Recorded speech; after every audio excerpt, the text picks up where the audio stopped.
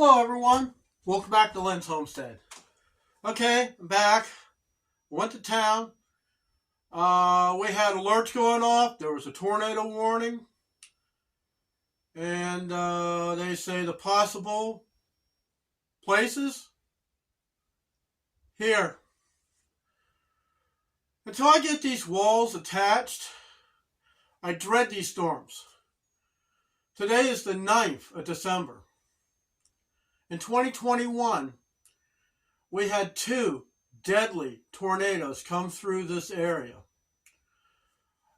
One was in Dresden. I thought it was an EF5. It was actually EF3.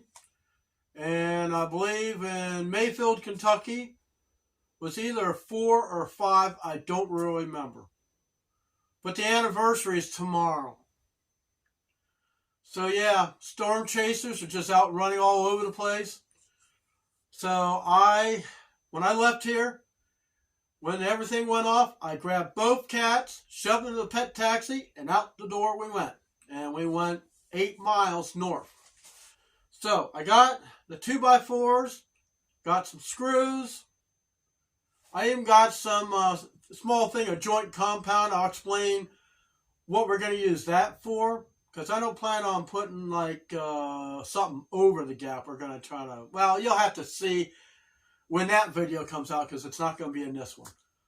So in the middle of off the camera, me looking in there after I was getting my measurements to cut all the boards down to size to fit in between, I found water dripping. Now, I don't know dripping from where. But the only thing I can think of is the screws on the outside of the mobile home. They got all these screws that hold the metal on. There's only one in the middle, and then you got the ones on the bottom. Well, water don't drip uphill, but when I was sitting there measuring, water would drip. I go, well, where's this coming from? So I pulled back the insulation. I took a look. I'm going, lovely. This is why this rim joist rotted. I patched the roof. I spent about $700 up on the roof patching everything. Where the hell can the water come from? So I know we got more rain in the overnight. I'm not going to seal up this wall just yet. But what I want to do is use some Thompson's wood preservative. Something I've been using on everything now. I sealed the boards that's going to go behind the drywall where I'm going to staple the patch back to. I treated them. I got everything sitting in a bucket along with some 2x4s. I couldn't find yellow pine. I ended up with fir. Kind of like a spruce fir. A little bit better grain. Should last. And I sealed everything. So I'm going to take you into the closet. I got some of my wood preservative in a... it's in the closet. I put it in a pot with a brush. So we are going to seal, and I'm going to show you what I found in the closet.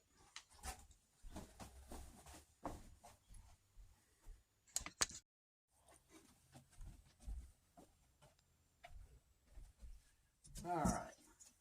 Move some stuff. I brought my 20-volt Craftsman fan. This insulation is wet. Okay.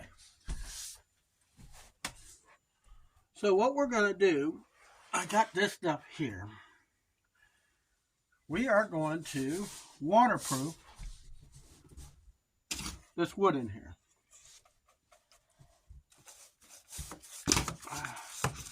Try to keep as little damage as possible. We're just going to butter it up here. This is going to help prevent any more damage to my wall. Now, as I was pulling this insulation and everything out of here to take a look, I found some wasp nests in there. No fun. So when I get this sealed, we're going to bring the fan in here. And we're going to help get this stuff dry.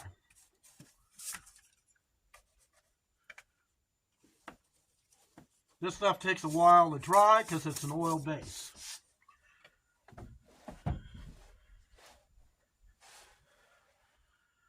This is where the insulation is wet.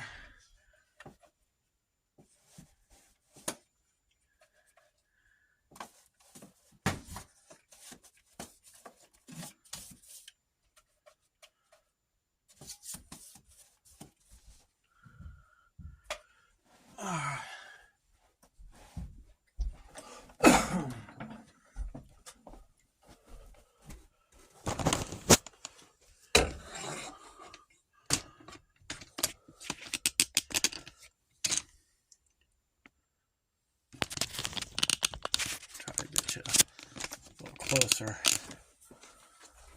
It's closet's not very big. I think it's only 2 foot square. I mean 2 foot wide.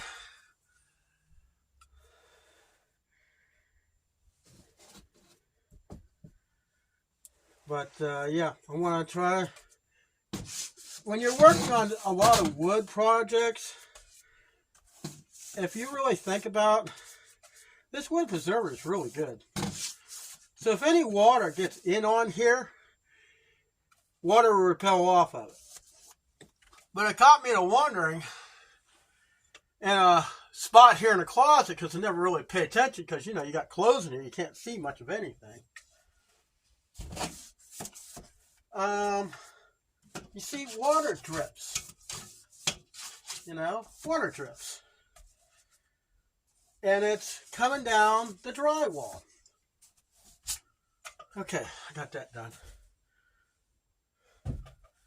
Let me show you over here what I'm talking about. Oh, God. I hate this mobile home.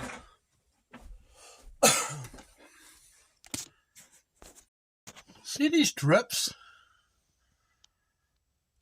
Well, it really gets you to wondering. Now, in this area, really not much of anything. But I was measuring across here, and my tape measure was getting dripped on.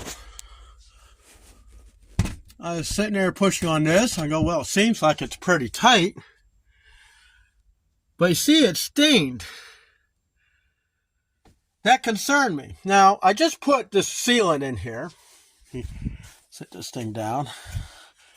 This insulation here is sopping wet. So, I had drippage all along here. Like I said, it's really hard to film this. So, I'm going to be letting this stuff sit overnight. I'm going to put a fan in here, circulate some of the air, and see if we can't get it dry. And I'll show you what I did outside before it gets too dark. Okay, we're on the outside. Now, where that drip was, believe it or not, is where I had to move this thing out and I had to replace this piece. So this area here was severely rotted, if you watch my previous videos. Now, it's kind of odd because I sit there and go, well, the screws are tight. You can hear the fan in here. Look at the washers here.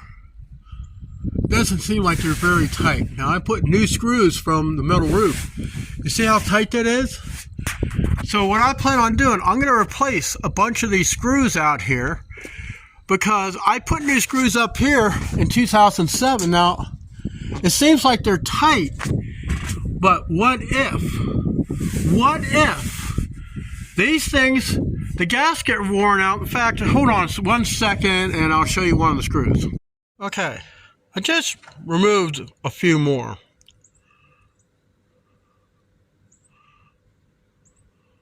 Focus.